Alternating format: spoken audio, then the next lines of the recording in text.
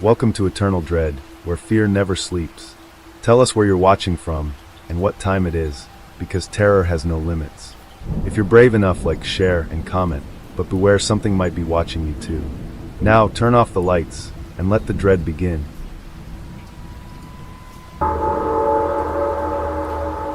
I'm posting this as a warning. There are things out there that you don't want to know about. Stay away from them. Don't go looking for them. I'll tell you my story in hopes that it will quench your curiosity. It was a night like any other night, at least lately. I had barely arrived at the ranger's station, and there were already 4 calls of vacationers' homes getting broken into. Out here in the West Virginia Wildlife Preserve, people tend to think that just because they plant some houses that the animals should somehow know and respect boundaries. That's kind of tough when the animals are on a huge plot of land where they've never been hunted and never even been threatened by anything other than a bigger animal. Folks seem to think this is a great vacation spot for them. What they don't realize is it's also a great vacation spot for the animals. I hopped in the company truck and started toward my first destination of the night. An elderly couple had been terrorized by a deer that literally broke in through a sliding glass door. They managed to trap it in a side room and needed someone to go release it. I got elected. When I got there, the vacationers looked like the ones caught in headlights. They were still wide-eyed. I could tell they were in shock. I had them go into another room and close the door. Once they were out of the way, I found the closest door to the outside and opened it. Then I went to the room with the deer in it. I slowly opened the door and was shocked to find the room covered in blood. The deer was laying on the floor panting. I approached it slowly, circling around to leave the doorway open, hoping to give it an escape route. The closer I got, the more I realized this deer wasn't going anywhere. Its side was covered with claw marks. At first I thought a coyote had attacked it, but the marks were too far apart. They were large enough to be caused by a bear, but the individual claws were too far apart. I'd never seen anything like this. If I had to compare it to something, I'd say Freddy Krueger sliced it up. The deer's eyes went wide when I approached it, but it didn't jump up and run. I took this as a bad sign. Its breath came in ragged gasps as I struggled to roll it over. Once I did, it was my turn to struggle breathing. Its entire side was torn to shreds, but that wasn't the worst part. There were large chunks that were missing. I examined the wounds and found bite marks where the missing flesh should have been. But the bites were massive. If it wouldn't have challenged the laws of nature as well as my own sanity, I would have said it was bitten by a shark. Blood poured out of the side, and the deer struggled to draw breath. I stood and left the room, leaving the poor creature the dignity of a private death. When I went back and it was still, I took pictures with my cell phone and tried my best to carry the creature out without making more of a mess. After I got it loaded on the back of my truck, I went back inside and talked to the vacationers. When I opened the door to the room they were in, the woman's eyes grew wide and she started screaming. The man's eyes were the size of saucers as well. I approached them slowly with my arms outstretched to try to calm them down. It seemed to have the opposite effect. They started climbing the furniture and clawing at the walls to get away from me. I decided to back away and give them some room. "What's wrong?" I said. The man pointed a shaky finger at me. "Yo, you're covered in blood," he said. "The deer got you," the woman said. "You've got rabies. Or worse," the man said, keeping his distance. "I'm sorry, folks," I said. "This is the deer's blood. You killed it just for breaking in?" The woman said. "What? No, it was already injured. I just took it to my truck." The couple seemed to settle down and consider this. "So you don't have rabies?" The man said, slowly looking me up and down. "Or anything else?" The woman said, hiding behind her husband. "No, ma'am, I'm fine." She took her turn, eyeing me up and down, I assumed looking for wounds. Being satisfied, they asked the one question I didn't want to answer. "So what killed the deer?" The man said. "I really don't know," I said truthfully. Having just gotten them calmed down, I didn't want to send them back into a panic. "It was probably just a coyote," I said. "A coyote?" The man said, diving back into the pool of panic. "Or a bear," I said, trying and failing to calm them. "A bear?" The woman said, diving in after her husband. "You know, folks, you've had a traumatic night," I said. "I can't tell you what to do, but if I were you, We're leaving," the woman said, dragging her husband out of the room. "That sounds like a good idea," I said. And then, like an idiot, I added, "I hope you enjoyed your stay." They either didn't hear me or ignored me. Either way, it wasn't long until I heard a car start, then roar away from the house. I went back into the room where the deer had been trapped and started working backwards from there, trying to find out what had happened. It wasn't hard to pick up the trail. It had been bleeding badly. Seeing the bites and claw marks made that fairly obvious. I tracked back through the kitchen and out the smashed glass door. Once outside, I turned on my flashlight. The trail was a little harder to follow, but not much. I could still see drops of blood beside its tracks as I followed them back toward the pond behind the house. I approached the pond and saw signs of a struggle. This must have been where the deer was attacked. There were other tracks in with the deers, but they didn't make sense to me. They were large, too large. Their shape was odd as well. If I had to call them anything, I would have called them duck prints. But massive. Larger than any duck by many times. A giant duck with sharp teeth. I think I'll leave that out of my report. I thought. It suddenly struck me what the tracks were. It was a man with swim fins on his feet. But why? Why go to all that trouble to poach a deer when you can just knock it out with a tranquilizer gun? My mind sent me an answer, but I didn't like it. What if the man is a psychopath? Just getting his kicks by killing an animal with his bare hands. I thought about the mental hospital in the neighboring county and wondered if one of their patients had taken an unsanctioned leave of absence and they were trying to keep it quiet. I didn't like that thought one bit. Aside from the fact that it didn't explain the huge bites on the deer, it also meant we had someone who might suddenly get a taste for killing. Doing this to animals was horrible, but what if he decided to go after something bigger? I shot a look at the house, wondering how many vacationers were within a short walk from this spot and how many were armed. As I contemplated the safety of the people in the area, I heard something behind me. I whipped around and shone my light, but saw nothing. I scanned the pond and saw a ripple emanating from the middle. Probably just a fish jumping. I took some more pictures of the struggle area with my phone, then started back toward my truck. I had more calls to answer, and this riddle would have to wait.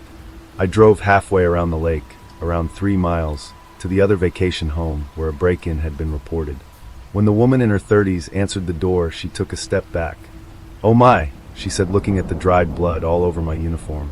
"Good evening, ma'am. Sorry about my appearance," I said. "Did you report a break-in?" "Yes, we did. Please come in," she said in a friendly tone, yet gave me a wide berth while closing the door. She led me upstairs to the kitchen. For some reason, I was expecting to find blood all over like with the last house. However, this was a completely different mess. She showed me the door. It had been forced open, but not shattered like the last one.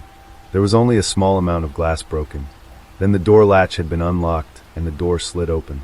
There were faint images of my giant duck tracks like the last house. My spine turned to ice.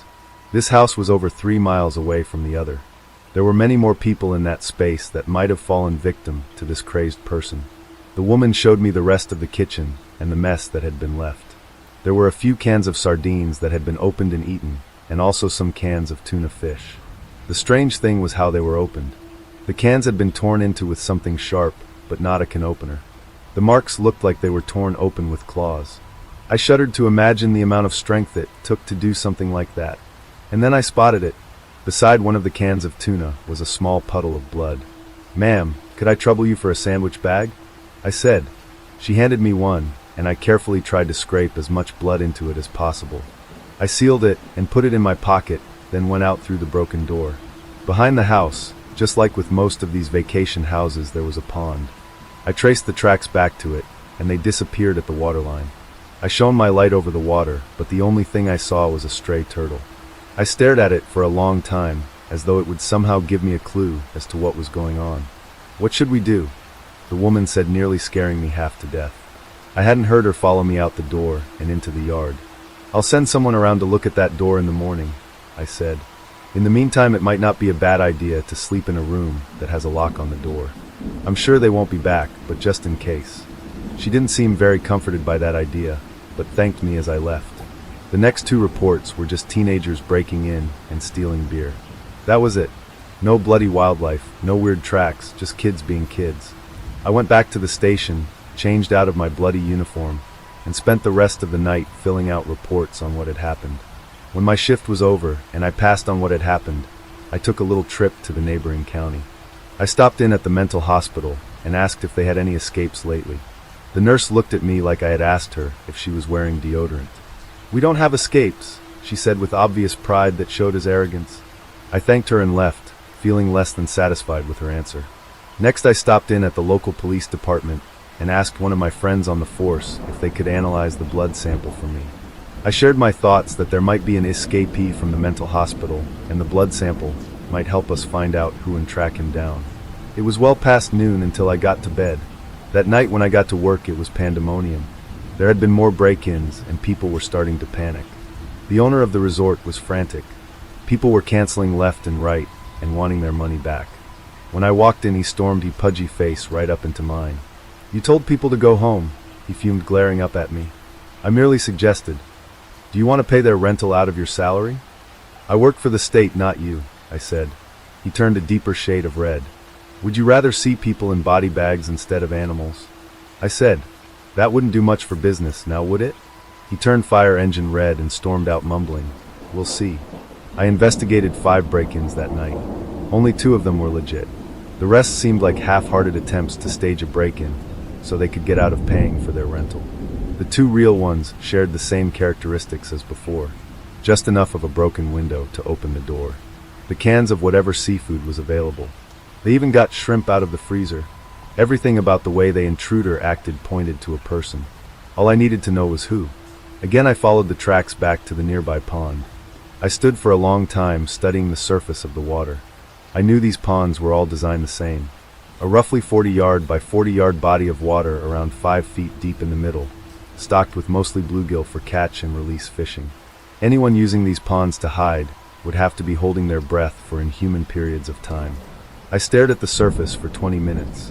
If someone was out there, they had an invisible snorkel or an extra set of lungs. After my rounds of investigating and reporting, I decided to stick around and do a little extra investigating. I ran home, grabbed my swim trunks, mask, and snorkel, and went to the site of the most recent break-in. I waded out into the water, unsure of what I would find, when a snake slithered past me. I let it go and waded deep enough to where I could swim. I hovered at the level of the surface, dipping my mask underwater to get a glimpse of whatever there was to see. There wasn't much. Fish, underwater plants, and lots of water. Just what you would expect from a pond. As I kept going towards the middle, the water was getting deeper. I now couldn't touch the bottom. I had to float on the surface. Looming in front of me was a dark spot on the bottom of the pond. I took it for a rock, but swam close enough to investigate anyway. In for a penny, in for a pound. As I drew close enough to hover over it, I realized it wasn't a rock. I took a deep breath and dove to find out what it was. The further I swam down, the further I was able to swim down. I kept going and going. Light disappeared. I was sure I had been swimming straight down for a solid minute without touching the bottom. I turned and looked up. The surface of the pond was only a pinprick of light. My lungs screamed at me to turn around. I had no choice but to comply. I clawed at the water in desperation. It seemed like I was swimming in mud, or something was pulling me down. Almost like a force or current pushing against me, wanting me to drown before I could fully explore this hidden secret. After what felt like an eternity, I broke the surface of the water and gasped for air. I swam over to the shallows and walked out of the pond. I collapsed on the shore and lay there for a long time trying to regain my breath. As my brain received oxygen, I thought about what had happened and if it had been real, an illusion, or if I had just gotten turned around somehow and stuck at the bottom. I had to find out. I wasted no time driving 2 counties over and renting some dive equipment, along with a light. So armed, I returned to the pond and walked toward the middle again. This time when I dove toward the dark spot, I was able to see exactly what it was. I used the flashlight to examine the darkness. As I swam deeper, the sides closed in on me as if I was swimming down the gullet of some massive fish. I've never been claustrophobic before, but that was rapidly changing. I barely had any room to maneuver as the sides closed in. I contemplated turning around, but there was no room. I could feel myself start to panic. I had to focus to keep my breaths regular. I was very close to a panic attack when suddenly the tunnel opened up again. The sides grew further apart. I checked my watch and I had been under for 15 minutes. The sides of the tunnel had spread out so far they were barely visible, and I could see a light ahead of me.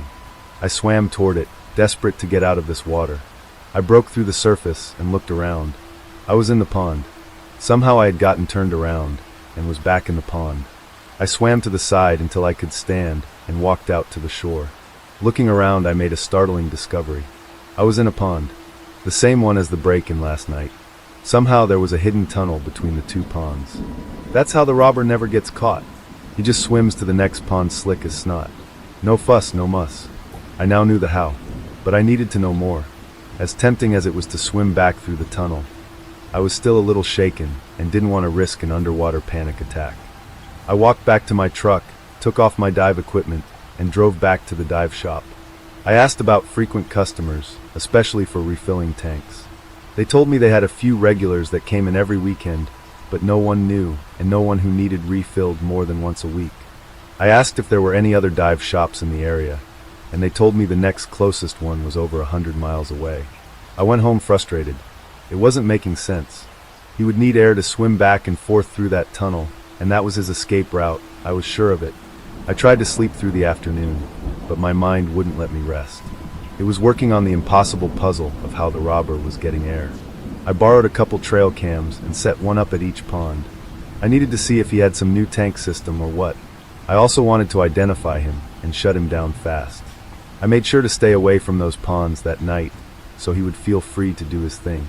In the morning I gathered the cameras and took them home. I downloaded both memory cards before watching the video. Just as the second download was finished, my phone rang. "Hello," I said. "Hey John, it's Steve. I got the results from that blood you gave me the other day." "Great," I said, hitting the play button on my computer. "Were you able to get a match on any hospital records?" "Not exactly." "Why not?" I asked as a ghostly green image appeared on my computer. The image was blurred, but it was definitely the size of a man walking upright toward the camera. I clicked to the next slide and froze at what I saw. "Well, the thing is, the blood you gave me came back as reptile DNA. I registered the words he said in my mind, just like I registered the image on my computer screen, but I just couldn't place them in reality." "Are you there?" he said into the phone. "Yes, I'm sorry," I said. "Could you send a copy of your findings to my office?" "Sure, no problem." "Thanks, I appreciate it. You really helped me figure this out." "Anytime," he said cheerfully before hanging up. I hadn't taken my eyes off the computer screen the whole time. No matter how long I stared at it, I couldn't make my mind acknowledge it as real. Standing there, large as life, was not a man in a wet suit. It was a creature. I could see the wide mouth full of sharp teeth that looked exactly like the bites on the deer. I could see the webbed feet that looked like swim fins, only they had claws sticking out of the front where toes would be. I saw the razor-sharp claws on its webbed hands. It was a full-on nightmare staring me in the face. I sat back and thought for a long time. Then I printed copies of the images and put them in an envelope. I rushed to the station to share the information I had with my fellow rangers. As I was showing them, their faces ranged in emotions from shock to disbelief to outright mocking. As I was going through my investigation, the owner of the timeshares walked in. "What are we all looking at?" he said, eyeing me with contempt. "It seems like John has solved the case of the break-ins," one of the other rangers said. The owner approached. He picked up the lab report and read it, then stared for a long time at the picture. "Do you know what this is?" he said absently. "I really don't know yet," I said. "I've never seen anything like it." He turned to me and smiled. "This is money," he said, holding up the picture. "What do you mean?" I said. "Those idiots that go around hunting, what do they call them? Cryptids?" "Yeah, cryptids. They'll pay through the nose if they think they can find something like this. And then there's the TV shows and merchandising," he said. "You may have saved my financial hide." He beamed at me. "I don't think you understand," I said. "This is a dangerous animal. If you had seen what it did to that deer. So what do you want to do? Hunt it down and kill it. Maybe not kill it, but definitely tranquilize it and take it to a secure location where it can't hurt anyone." "You dumb son of a bitch," he yelled. "I could make a mint. I wouldn't even have to repair those houses. They would all rush in to investigate and leave piles of cash in my bank account. But what about the people? Who cares about the people?" he said. "Throw them all out. I've got the chance of a lifetime beating down my front door, and you want to flush it down the toilet because you're scared someone might break a nail." He was breathing hard and staring up into my face. The air was charged with fury, his and mine, and then a sudden calm came over him. "Charles," he said, addressing the lead ranger, "isn't this a wildlife preserve?" "Yes, it is," Charles said warily. "And aren't the wildlife on this preserve protected from all tampering by law?" "Well, I guess so," Charles said. "What if those animals present a threat?" I said to Charles. "How many deer were killed by coyotes on this preserve last year?" the owner said. "Dozens," Charles said. "Were the coyotes removed from the preserve?" "No," Charles said. The owner turned and shot me a triumphant look. "John," Charles said, "I know you have everyone's best interests in mind, but you're gonna have to let this go." I glared at him. And what happens when this thing decides it likes to eat humans? All the eyes in the room that had been on me suddenly found somewhere else to look. All but the owner. He was smiling from ear to ear. I think the pudgy little bastard was about to break into the happy dance. I searched the room for any support, but found none. I pulled my badge off my shirt, quietly laid it on the desk and left. If that was the end of my story, I would say I had failed. I took my pension and rented one of the houses on the preserve. The owner had leaked through social media that a cryptid had been spotted on the preserve. As he had guessed, the cryptid hunters and TV crews came in droves, renting everything in sight. My goal was different. I already knew it existed. I knew how it got around without being detected. I stayed at one of the break-in houses. Every night I took a huge tuna I had bought fresh that morning and laid it out beside the pond. I sat in the dark living room and watched the first night as it approached the fish with more caution than curiosity. After sniffing it for a long time, it grabbed it and dove for the pond. Each night after, I laid out a fish and the creature became less cautious. It was being fed and the media frenzy was starving. The hunters had found nothing. There were no sightings as long as I fed it. Everyone had their cameras set up. The few that roamed around left me alone when they saw someone in the house. I guess they thought I was another cryptid hunter and respected my privacy. As the number of sightings stayed at 0, they started turning on the owner, calling him a fraud. His reputation plummeted. After a week with no sightings, people started leaving. In desperation, he did the wrong thing. He hired an actor to dress in a creature suit and roam around. Of course, the hunters and shows saw right through this and destroyed what was left of his reputation. I had rented the house for 2 weeks. Between the rent and the fish, my money was running out. I had kept the people safe, but what would happen when I stopped feeding it? I had managed to clear out most of the people so they would be safe, but what about my fellow rangers?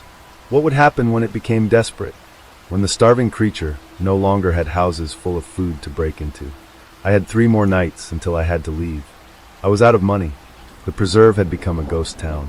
As far as I knew, I was the only renter left. It was decision time. I sat staring at the large tuna on the table with a bottle of bleach next to it. Let it live and see what happens, or kill it. I thought about this for a long time. Both options had merits and consequences. I chose a third option, a much more dangerous one. I took the fish out and laid it where I usually did, then backed up a few feet and stood there. Over an hour passed before the water stirred. I saw the head and eyes of the creature appear as it headed toward the fish. And then it stopped. It had seen me. I made sure to keep still with my arms at my side. It slowly approached and stood. It was a few feet away with the fish in between us. It studied me and sniffed the air, then became agitated. Perhaps it had smelled my scent before as a pursuer. It let out a soft hiss, but bent down and took the fish, keeping its eyes on me the entire time. Then once it had its meal, it did the most incredible physical display I've ever seen. It leaped 20 feet in the air and landed in a perfect dive right in the middle of the pond, leaving almost no splash. I let out a breath I didn't realize I'd been holding and collapsed to the ground shaking. Once I had recovered, I went back inside and fell into a fitful sleep. That was only part of my plan. The next night would decide who lived and who died. I did exactly like the night before, minus the fish. The creature approached, stepped up to me, and looked around for the fish. I showed it my empty hands. It sniffed at them and growled, having smelled the scent of fish.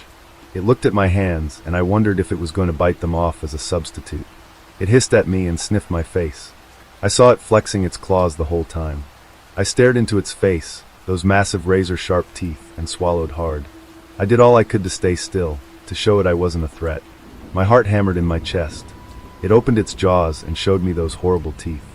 Its breath was a horrid stench I had never smelled and hoped to never again. I closed my eyes, not knowing if they would ever open. Seconds fell into minutes. I opened my eyes and I was alone. There wasn't even a ripple in the water. I sighed. My decision had been made. It had shown restraint, and I would too. I went back inside, packed and left. I could only hope and pray that the people that remained, including my former co-workers, would be safe. I went home and slept restlessly. In the morning there was a report in the newspaper on a break-in at the wildlife preserve. They said the only thing that was taken were cans of tuna fish. I smiled ruefully and wondered how long it would stay that way. If you're reading this, don't go looking for this thing. If you see it, don't tell others about it. Just leave it alone and hope for the best. I posted a picture of my great-grandfather over to our /oldschoolcool a few days ago. I posted it on my main account, not this one. I regret posting it. It's turned my family's lives upside down, opened up possibilities I'd rather not even contemplate, and thrown into question everything I thought I knew. I was scanning some old family photos onto the computer for my mom. I've always been fascinated by my great-grandfather. My mom always has so many stories to tell me about him, and how he brightened her childhood. He was truly a remarkable character. Plus, he was a particularly handsome man. I've always loved that photograph of him, with his chiseled face and his dark eyes staring into the distance. He wasn't looking directly at the camera. It's the only photograph we have of him. My mom says he was caught off guard by that photograph, because he normally never liked having his photo taken. Before I posted the photo, I was pretty certain he'd be a surefire hit with the online crowd. And I was right. But at the same time, I was still surprised by the extent to which people agreed actually with me. The photograph shot up to thousands of upvotes very quickly. My great-grandfather was internet famous. I got the usual, "Oh my goodness, your great-grandpa was so handsome. And is your great-granddaddy single?" comments. Also, "Hey, can we have a picture of you, OP, so we can see how much of the good looks you inherited?" The first few comments made me smile and feel oddly proud of my genealogical inheritance. After a while it started to get a bit creepy, as some people started to cross boundaries and take things too far. I started to feel guilty. Sure, there were some beautiful, respectful comments, discussion and questions, but as the popularity of the photograph steadily increased, so did its exposure to the world in general, and that was when the less than savory characters started coming out of the woodwork. I never knew my great-grandfather, but from everything that I've heard, he was such an upright, almost regal sort of man. Well-bred, well-educated, respectable, and dignified. A true gentleman, and he had been greatly loved and revered by my family. And now, it felt like an oxymoron, this clash of worlds, having my amazing, dignified great-grandfather on display for the ugly underbelly of the internet to ogle and make crude remarks. It felt like I was violating his memory, like I was literally whoring him out for my own personal gain. And what gain? A few arbitrary internet points? I was about to remove the post, when two things happened in fairly quick succession. First, someone kindly offered to colorize the photo and asked for details about hair/eye color, etc. I asked my mom for details. She had been very close to her granddad, and she could remember everything very well. The most striking thing about him, that you couldn't see from the black and white photograph, was that he had two different colored eyes, one a deep green and the other dark brown. In the black and white photo, it just looked like there was a shadow over the darker eye. When the colorized version came, it was beautifully done. They got the shades exactly right. That made the whole online sharing experience slightly redeeming, I must say. I showed my mom, and it made her cry. I'd almost been afraid to show my mom, because she had loved her grandpa greatly, to the extent that she still didn't like to talk about the end of his days.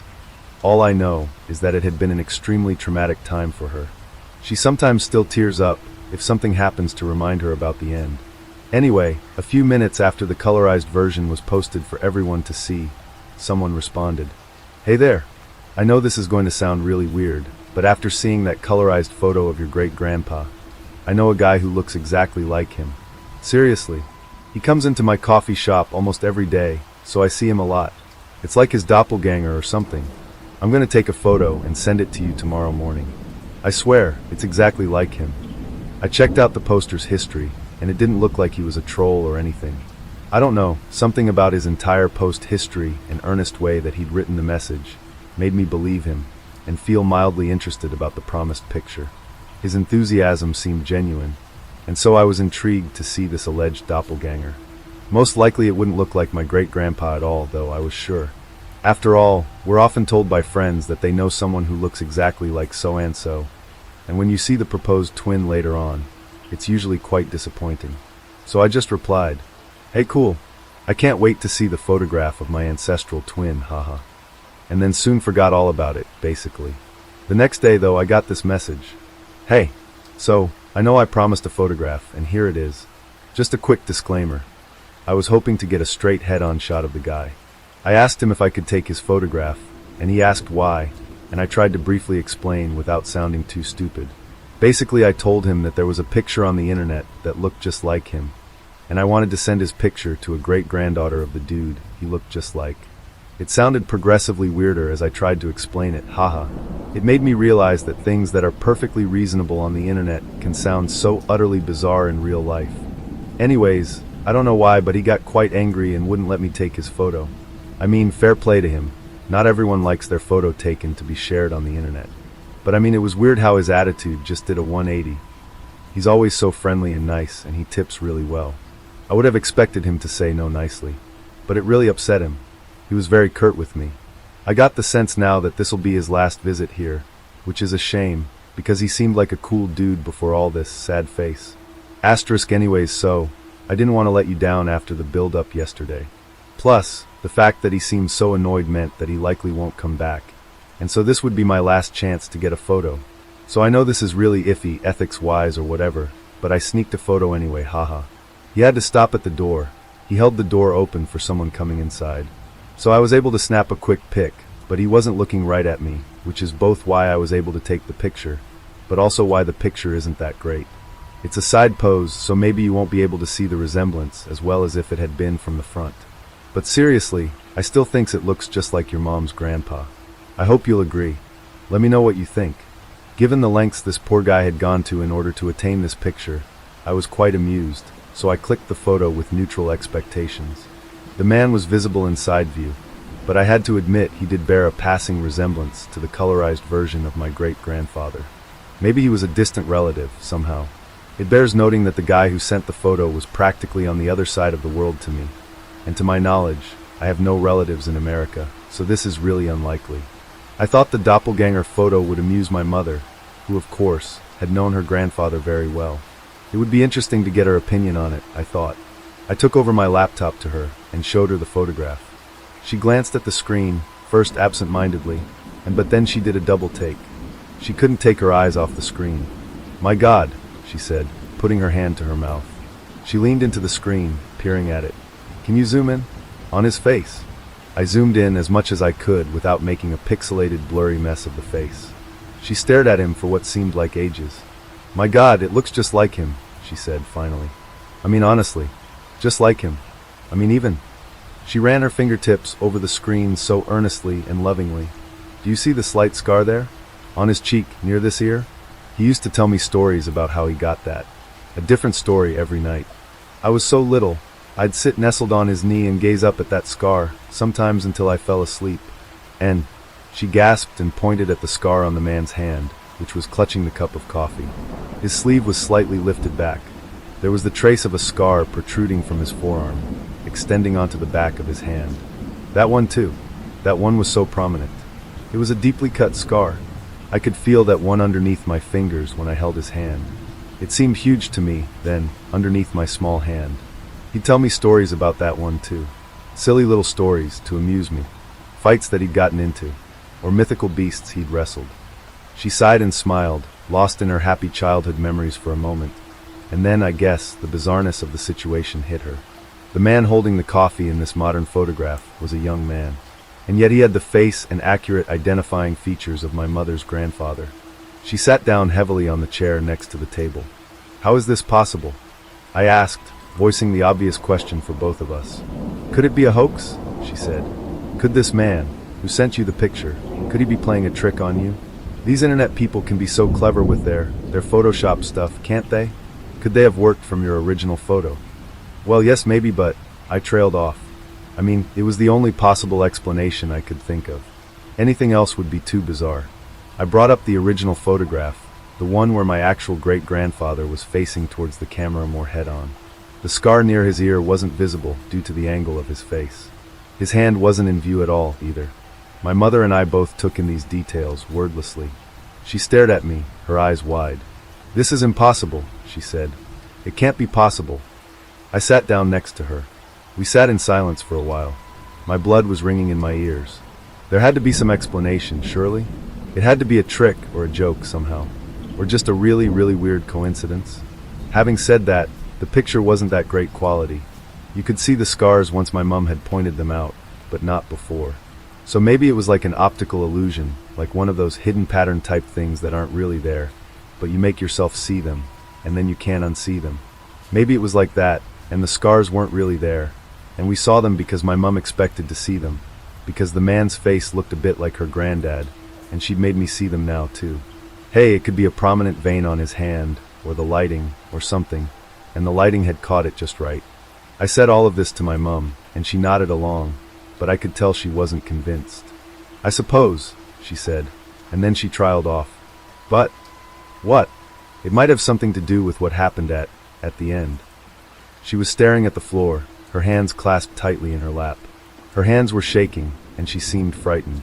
What do you mean? I asked carefully. She shook her head. I'm being ridiculous, she said, and she just got up and left. Her whole body was trembling, and I could see tears on her face. You have to understand some backstory, even though admittedly I don't know all that much. Mum has never spoken about those last few days, despite my previous careful prodding. All I know is, it was a traumatic time when she lost him. It was some sort of violent accident. I know no details beyond that. She still has nightmares about it, and was in therapy for some time. I was itching for details when I was little, but I had eventually made peace with the fact that I might never know. Any small details had been like gold dust. She talks about him all the time, his life, his character, passing on his wisdom. But never about those end days. Not to me, and never to my dad, either, because I've asked him. It's basically restricted territory for our family to discuss. I think partially because of the mystery around his end days, and what an amazing person she describes him to have been. I've always been so intrigued by this man's presence in our family history, and the bond my mother shared with him, how he had shaped her character. I guess it's because of this general awe and intrigue that I'd scanned that old picture into my laptop in the first place, and then why I posted it online. Because I wanted to share his essence with the world. So, of course, my natural curiosity was on fire when she just walked away like that. So close to telling me more, and clearly in some sort of turmoil. And she thought, whatever it was that happened at the end, might be related to this. This modern-day man walking around who looked like him? How on earth is that even possible, and what the hell was it that happened? I really wanted to go after her and just open up my flood of questions, but she seemed in that unreachable mood again, like she often did when she was reliving her traumatic memories. I could hear her crying, and I didn't want to open any wounds. So I just sat there awkwardly, my nerves a squirming bundle of unease and confusion and an uneasy feeling of fear, I guess. I was trying to process things, but just coming up blank. The modern photo was just a coincidence. We were seeing scars where there were none, and I'd managed to open up a whole can of traumatic worms for my poor mother, probably messing with her mental health. I should have known better than to post about this sensitive subject online at all. My mind was made up, then, to delete the post and forget all about it. I logged into my account, and I had hundreds of new messages. I'd been offline most of the day, because my mum and I had been discussing the new photo for quite a while. I opened my inbox with a bit of a sigh, expecting more of the same general comments of jokes and compliments, and the occasional lewd remark. Except, what was posted just amplified my unease by 1,000. I have no idea what to think. I'm terrified now. I think I've opened up a Pandora's box in our family history. Here's what happened. After that guy posted the modern photo of my great-grandpa in the coffee shop, along with the colorized version from the other user, there had been a barrage of comments. Here is just a sample that I copy/pasted and saved at that time. There were many, many others, though some that I didn't even manage to read. Edit. I've now quickly edited out their usernames. Sorry if this messes up formatting. User 1. Dude, this is gonna sound pretty random, but that guy looks just like a mythical figure famous in my hometown. They say he's evil and has a flying beast at his behest that he'll summon if you cross him. The sounds of its helper creature's screams are enough to kill you. We have an old portrait of him in our town hall. It's basically part of our heritage. They say that many years ago he and the Screaming Falcon wiped out half the town population because they mistreated him. I'm going to post the portrait tomorrow. Same chimera eyes and everything. Freaky. Reply to the above. User 2. Are you from my hometown? I won't post the exact place because doxing, but are you in South America? We have exactly the same legend here, except we call him something different. We call him the Cunning-Eyed One. They say he has 2 different colored eyes because his flying minion can see through one of his eyes. Anyone he doesn't like, anyone with attitude, the monster flies over immediately. Its screams are enough to paralyze you and pulverize your flesh, just from the sound alone. I used to be so scared whenever I heard screaming during the night. My mother would scare me and my brothers with the cunning-eyed man all the time whenever we misbehaved. And there are old people here who swear they've had run-ins with him, or know someone who has. Everyone thinks he's real. I got thrills when I saw you mention the legend. Reply. User 1. I'm not from South America. I'm from a tiny town in Eastern Europe. How scary that you guys have basically the same legend over there. I've never heard anyone else mention this legend other than here in my hometown. User 3. Wow, now that you post those 2 photos, I have an old book of legends.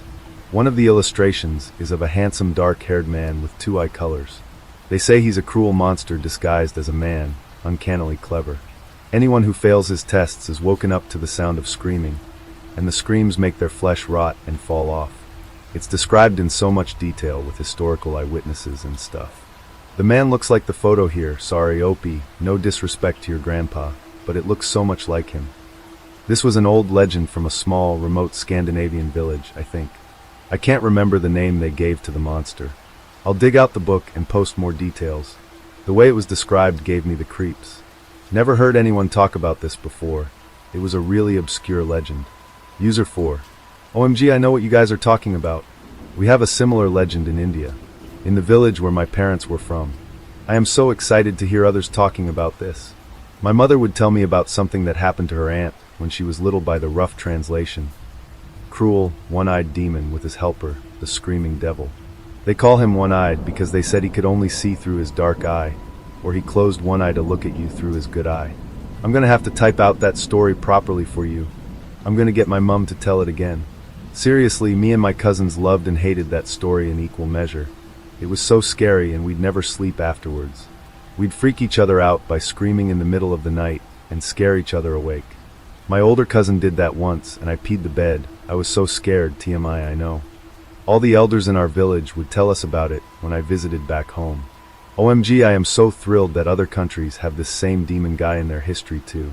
It makes it so much scarier, like he really roamed the world. Wow, I can't wait to tell my cousins. This is like all my childhood excitement/fears rushing back. User 5. We have a very similar urban legend in the place where I am from. They say he has the strength of 1,000 men, and he flies from place to place on the back of his winged screaming monster thing. It had a name, can't remember it. They have different names for it.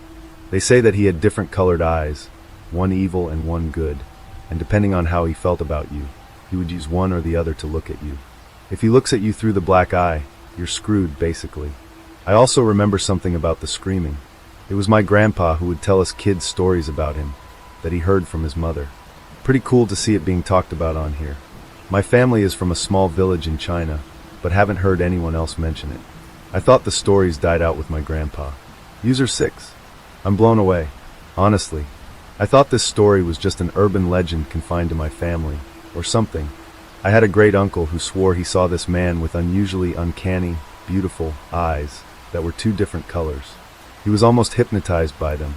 The man, who my great uncle always swore up and down was not a man, but rather a monster of some kind presenting himself like a man, was very strong, and my uncle was very scared. My great uncle was working in a factory on the night shift. This man managed to bend metal with his bare hands, or something, because he was angry.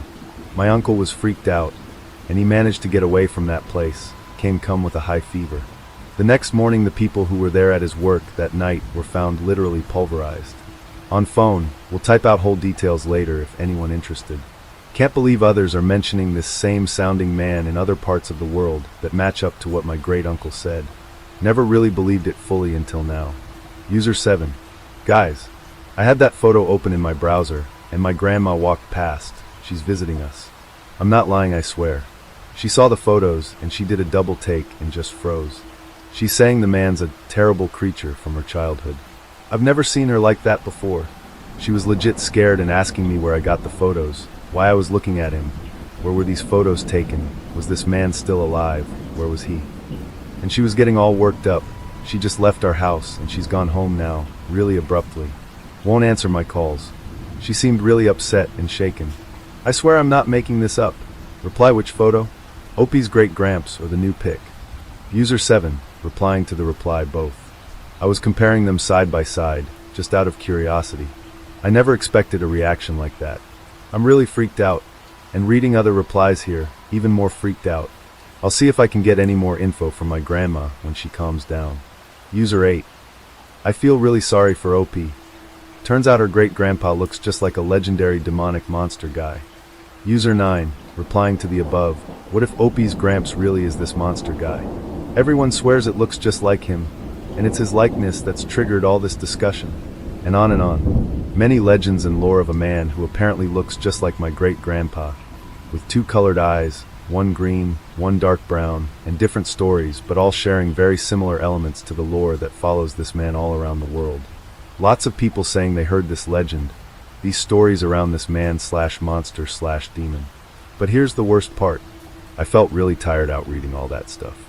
I mean, obviously, I reasoned that they've just latched onto the fact that my great-grandpa just happened to have the same unusually colored eyes as the man in these legends. But with my mom's reaction earlier, I was just feeling bad and overwhelmed, I guess. So I just left the laptop, and I went to sleep. There were hundreds of comments I still hadn't read, and I'd changed my mind, and I didn't want to delete the discussion just then, because there were so many people involved, and the whole thing was just buzzing and taking on a life of its own. And so I felt like I'd be rude just to cut it off abruptly when there were so many people so excited. Besides, it wasn't even about my great-grandpa anymore. It was just that his multicolored eyes had unearthed a legend that people had thus far just kept tucked away in their little corners of the world until then. At that point, I was even slightly proud that my photo had managed to bring to light a hidden, very interesting sounding, obscure legend that many cultures seem to have their version of. I felt I would enjoy the discussion more when I was better rested. I wanted to take another look at the updated discussion in the morning, so I left the laptop in the living room with the page open. Big mistake. I woke up this morning, and my mom was sitting by the laptop, reading it all. Her face was white as a sheet, honestly. Even on her worst days, she's never been like that. Even on the days when she's had nightmares that reminded her of how her beloved grandpa died. Even when she's been reliving the trauma, I've never seen her look like she did that morning. I was kicking myself for leaving the laptop open, so I snapped it shut, quickly, so she couldn't read more, kind of rude, but it was basically to protect her, and I just tried to laugh the whole thing off.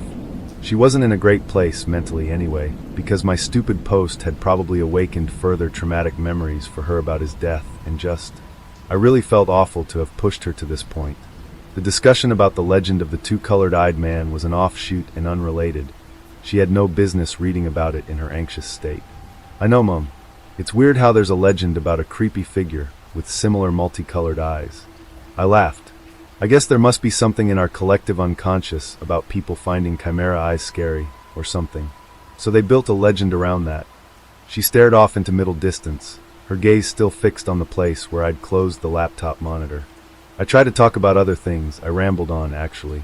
And she just sat there, transfixed. In shock. I was getting really scared now, so I got her a glass of water. She took it, just absent-mindedly, and held it, but didn't drink it. I was feeling terrible. There were goosebumps on my arms.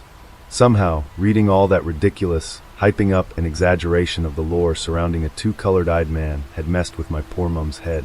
Was she having a mental breakdown? I really was such an awful human being for throwing my family's sensitivities to the mercy of the internet like this. I was wondering whether to take her to the doctor.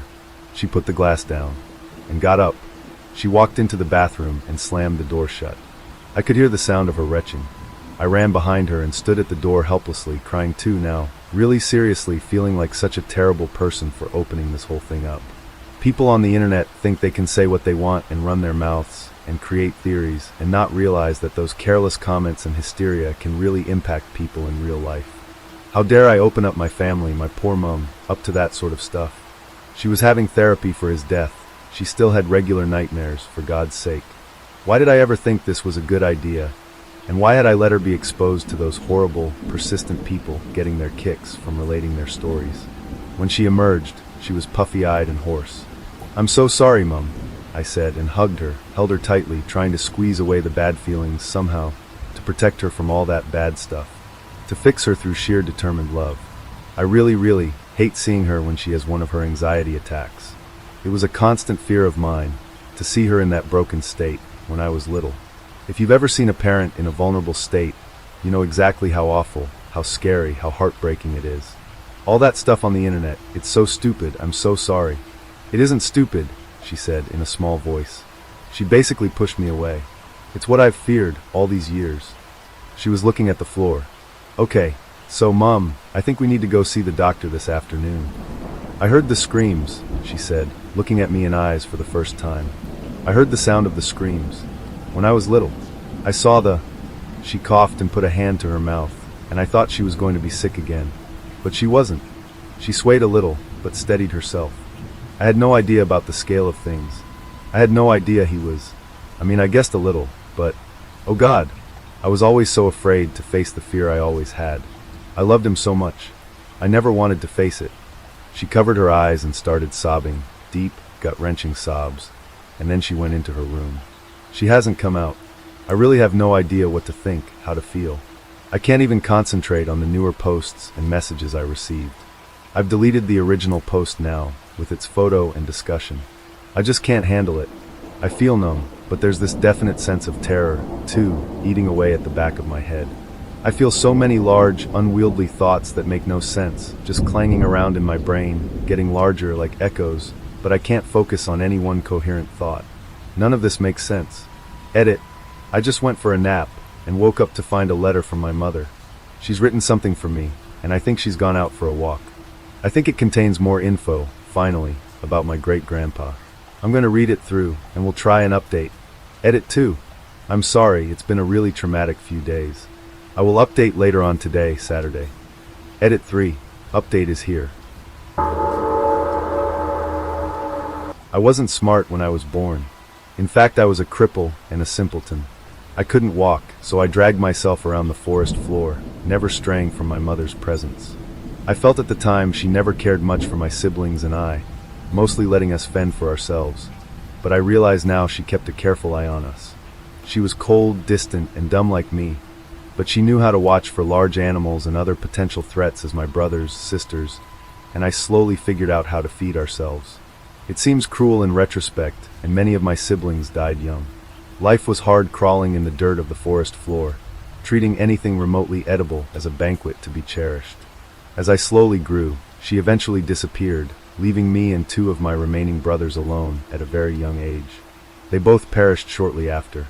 But somehow I managed to survive against all odds, crawling in the mud and struggling against my disability, finding food and shelter anywhere I could. I slowly learned how to use my disabilities to my advantage, setting ambushes and traps for small game. But I was still fundamentally an idiot, and no matter how clever I thought I was back then, failure was common and life continued to be difficult.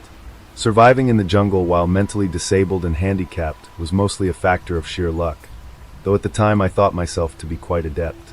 I never stayed in one place for long, and I moved very slowly but carefully. My diet consisted of anything I could find laying around which was edible, mostly small animals I could catch, but I could go hungry for very long periods of time. Eventually, I stumbled on a small stream with an even smaller cave nearby. I made it my home for a while. It wasn't much, but it was hidden well and provided some sense of security. I would drag myself out to the stream and bask in the warm tropical sun at times, take naps under trees, and eat as often as I could manage.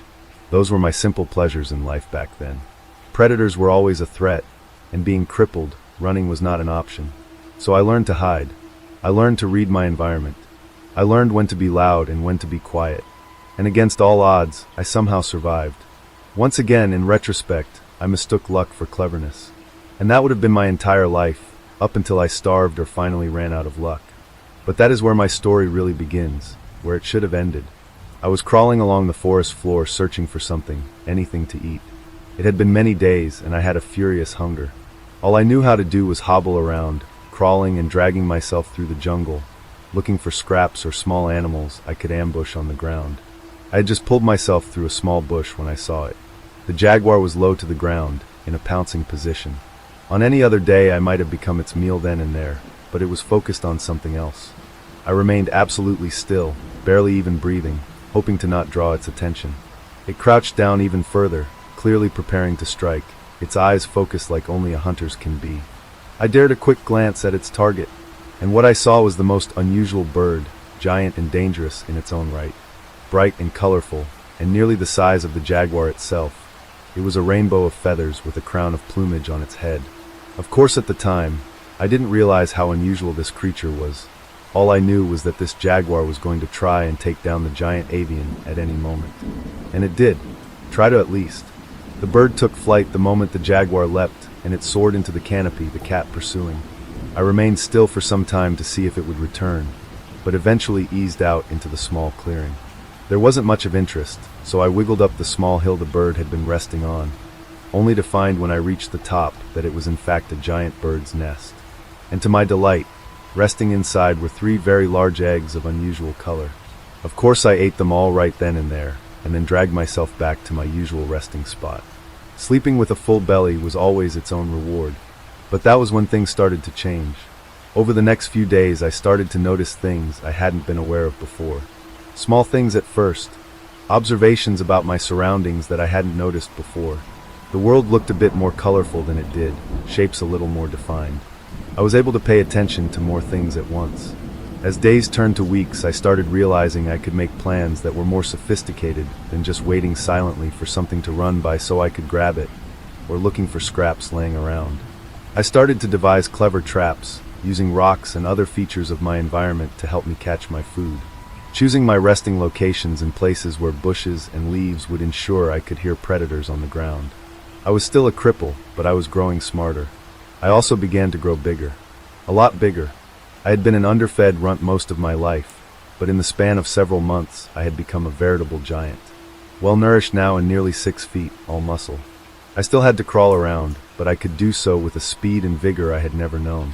I felt optimistic and elated, yet I had no idea what was still to come. As months turned to years, I was able to walk for the first time in my life. Few predators could stand before me now, as I stood nearly 12 feet tall, a titan of the forest, with a strength to match. I strolled carelessly through the trees, eating what I wished, when I wished, where I wished. I built my first house out of stone and fallen trees. I was the king of the jungle, and I climbed my first tree. I will never forget it. Hundreds of feet up in the forest canopy, I finally reached the sunlight atop the tallest tree I could find and looked out upon my domain. Endless green as far as the eye could see in every direction. A playground which had once threatened to consume me, but which was now mine to explore freely. And so I did. I began to travel more. I discovered rivers, waterfalls, groves, huge cave systems, and giant sinkholes and lakes. And so many new types of plants and animals I had never seen. Frogs and birds, cats and spiders, animals which ate plants and plants which ate animals. Over time, I took a special love of watching the tree monkeys, as they were the only other animals which seemed to express an intelligence like my own. Which is why when I found a small one which had been injured, I carefully collected it and took it with me. I nursed it back to health, fed it, earned its trust, and it became my little companion. There were no names back then, but none were needed. For the first time in my life, I felt genuine love for this one specific creature. My first friend. I had to take great care, as my growing never seemed to cease. By my memory and estimates, I may have been nearly 30 feet tall by then, and this little monkey was barely a fly by comparison. But the joy he brought me as we traveled together, as he gathered tiny fruits for me, and as he slept peacefully next to me, made me realize how lonely I had been all those decades wandering the forests all by myself. Always just watching, but never feeling like more than an observer anymore. When he finally died peacefully of old age, I was of course heartbroken. I knew it was coming. I had seen how he slowly weakened and deteriorated. While I seemed to defy the years and continued to grow, time shifted the world around me. Landscapes slowly changed, rivers altered, animals came and went. After he died, I retreated back to a more observational phase of my life again, mostly wandering the forest and indulging in the sights and sounds around me. I don't know how long I spent like that before they found me. Other monkeys, but these ones were even more like me. They were extremely clever. They made noises at each other in rapid and consistent manners. They used tools like me, maybe even more clever than the ones I had devised. And of course they were terrified of me. I was a giant, towering over them, looming nearly as tall as the trees. I mostly left them alone, but would sometimes go and watch over them. They built strange houses out of sticks and leaves, not too dissimilar to the one I had built out of rocks before I no longer had the need for such a thing. They even appeared to be able to wield fire, and lit up the night in ways that I had only seen from the thunder of an angry sky. As time went on, more and more of them would come and visit me, and I slowly gained their trust, even if their caution and fear never fully passed. I learned over time what their noises meant, and after some effort on my part, we were able to communicate quite well. They would often come to me and ask questions about the area. Good hunting grounds, water sources, places to make a new village. After all, I had been almost everywhere. One day some of them started leaving strange carvings in stone around where I slept. I asked one of them about the artifacts, a youngling who had come to ask for my help removing a mighty tree which threatened to fall on his hut. He told me that they were left as offerings, so that I might bless them with good fortune. He told me how their lives are hard and short, and then told me that a god such as myself could surely make their lives better. That was the first time I had encountered the concept of a god. I had taken a liking to these little ones, so I had already been aiding them with my knowledge whenever they would ask for it. But he was right, I could do more. Much more. I remember the look of terror on many of the little people's faces as I towered over their village. Perhaps they were expecting some wrath for a perceived slight, I can't know, but I quickly made it clear I was there to help by removing the offending tree and setting it out of harm's way. Our relationship expanded quickly over the next few years, and they devised great and clever projects which took advantage of my size and relative strength. In those years, we accomplished in days what would have taken them decades on their own, were it even possible at all. We even replaced the village huts with a more durable collective structure, stones stacked so tall that they dwarfed the trees around them. The giant pile of boulders was carefully stacked to create living space to spare. A crude pyramid of sorts, I would later come to realize. Things went well for a while, and I took a very active role in the lives of my new friends. It reminded me of my old monkey friend from so long ago, except this time there were many, and I could speak to them and share my thoughts and feelings. It was an exhilarating time for me, and we accomplished much. We dug trenches to allow water to reach areas where they could cultivate crops. We studied the stars together and speculated on the mysteries of the forest and the world. I watched friends be born, age, die, only for new friends to appear. After many, many years, though, the number of friends grew, and grew, and grew. Eventually, there were so many that they began to fight each other over what seemed to be the infinite bounty of the forest. Their noises changed, and I could no longer understand all of them anymore, only the ones I remained near. They began to ask me for help or blessings hunting other people, fighting other villages. I always refused. The tipping point came when the village I attempted to sacrifice a young girl in my name in order to gain my support in an upcoming raid. I had tried to tolerate them and understand them, but their pettiness had boiled over, and I was exacerbated. There were too many people, too many villages, too many conflicts, too much sadness. It felt like I was crawling through the mud again, a dumb cripple, unsure what to do or where to go, and with little means to accomplish anything. I realized the moment they placed that little girl on the altar that I had forgotten what it meant to be helpless. So I accepted their sacrifice. I took the girl, and I left that village and never returned. I went as far as I could away from that place, and I did my best to take care of that little girl. She was small and frightened at first, but grew to trust me over time. We traveled south until we reached a great cliff with a waterfall, far away from the little people. I built her a little house of stones at the top of the cliff, right next to the waterfall, with a spectacular view of the forest below. I didn't even think to ask her name until she took the initiative to tell me much later. Names have no meaning in the forest, but I discovered it was Sakneet, an old and beautiful name I will never forget. We were together for a long time. She grew up, and once again more little people discovered us. Once again they would come and ask for advice at first, and once again their requests would grow to be increasingly more and more demanding. Untrusting of the little people now, I would often withdraw or refuse to speak to them. Often I could not even understand their noises anymore. But Sakneet would take over and represent me in my stead when the weight of it all became too much. She even put feathers on her head, like me, in order to gain some trust and status from the visitors, so they would eventually come to understand that I trusted her. After a time, it almost became expected that she was the one you would speak to when you came to me, which I was fine with. She never once misrepresented me. We were both children of a similar fortune, abandoned by fate, but then entrusted with something special we could use to help others, and I knew she could be trustworthy. I slowly came to understand that she was good at what she did. I watched her mend divides, forge alliances, and eventually even end a war. I was a simple person of the forest, but she was a politician, and she knew how to use my name and power to change the little people, to make them better. But this time it was a different kind of noise. Grating, whirring, ripping noises. alien noises, and the smell of fire and ash. I don't know how long had passed, but when I woke, deep in my hidden chamber, I knew something had changed. These were not noises of the forest, or even noises of little people. I had to investigate. When I peeked out of my cave, I stood up and looked over the trees to see smoke filling the air and huge swaths of forest completely burned to the ground. I went to go see what was happening and observed the little people burning and chopping and tearing at the trees with strange tools I had never before seen. Noisy tools, violent tools. Some of them spotted me, and it wasn't long before they were screaming and fleeing en masse. I couldn't understand. There were no crops here, no city. Why were they destroying the forest, burning it to the ground even? Not even using the wood from the trees as they used to do. I walked through the devastation and saw it stretched out seemingly forever. In the distance I saw strange buildings, very different from the stone and thatch ones I was familiar with, and vast herds of unusual animals I had never encountered before. The forest had turned to grassland at the hands of the little people.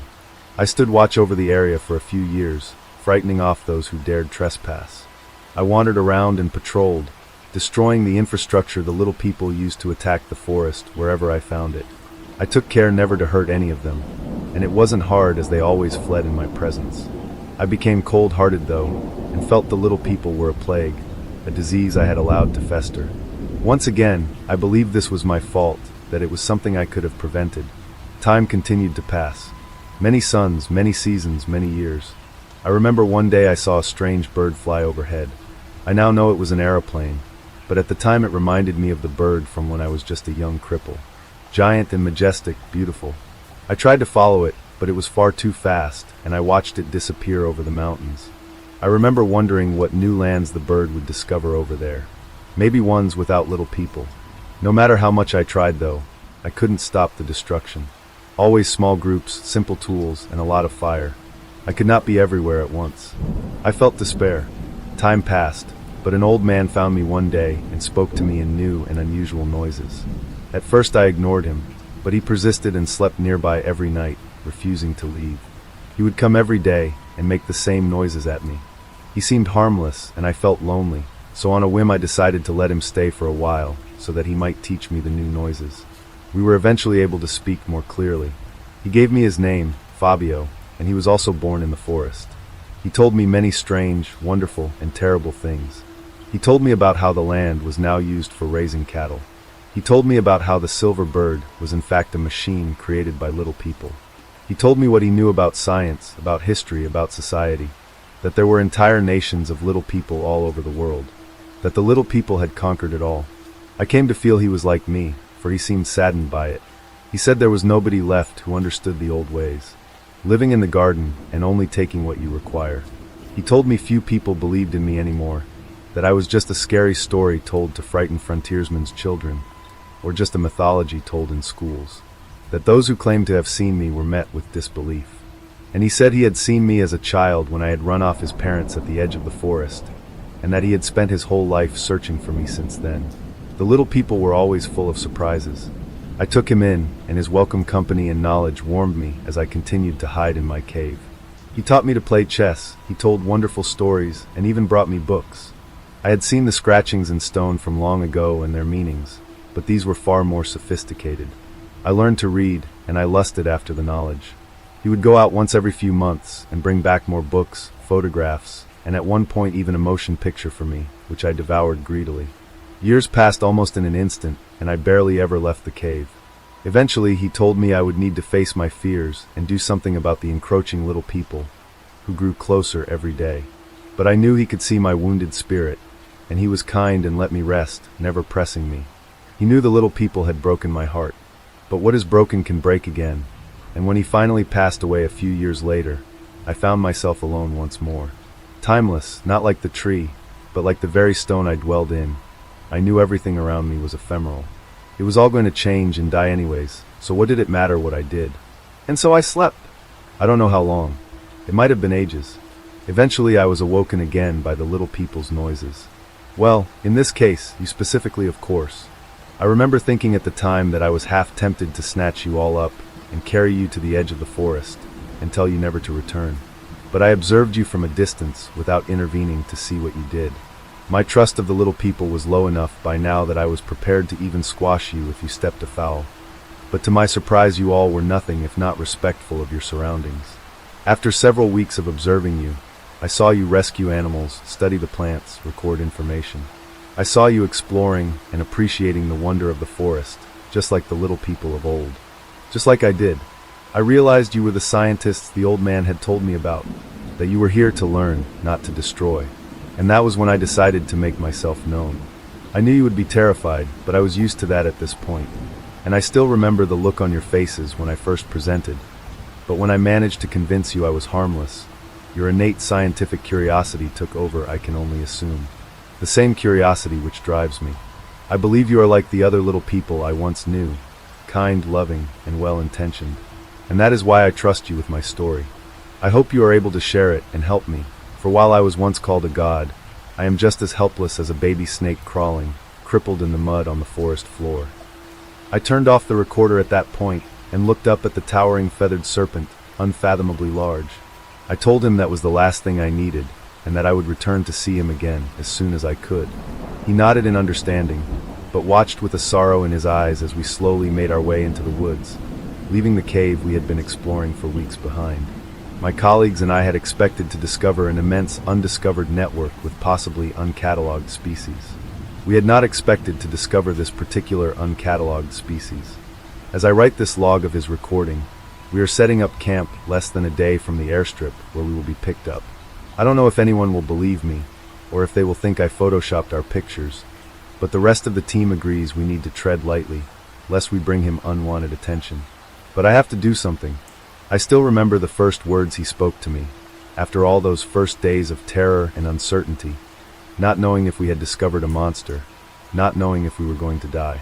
But the monster turned out to be anything but. I will never forget what he said the first time he spoke to us. I have been watching you. Do not fear. I have been here a long time. The world is changing, and I am crawling in the mud again. I was once a little forest snake, but I was given the name Quetzalcoatl long ago by someone I loved very much. Now once again, I am as helpless as a little snake. I need you. Every day my home gets smaller, and the little people grow. Every year I must hide deeper and deeper to avoid their shiny birds and stinging smoke. I may look big to you, but I am just a simple creature crawling in the mud. Please help me save my home.